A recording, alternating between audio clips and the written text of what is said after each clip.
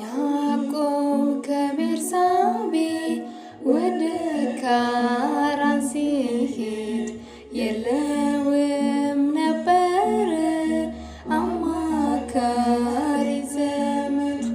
ፀሐይ ጠልቃ ነበር ከዚያ እንደደረሰ ከራሱም በታች ድንጋይ ተንተራሰ።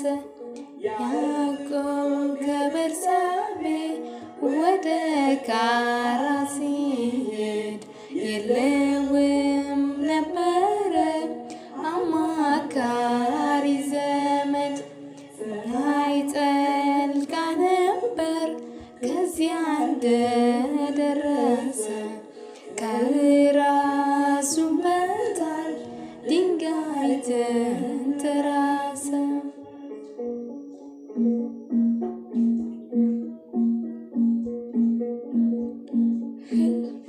ሕልም አለመ ታላቁን ራእይ መሰላል ተተክሎ ከምድር እስከ ሰማይ ሲወጡ ሲወርዱ መላእክት በእርሷ ላይ እግዚአብሔርም ቆሞ ከላይ ከጫፏ ላይ።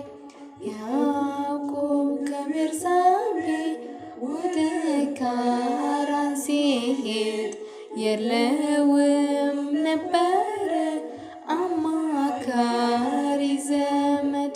ፀሐይ ጠልቃ ነበር ከዚያ እንደደረሰ ከራሱም በታች ድንጋይ ተንተራሰ።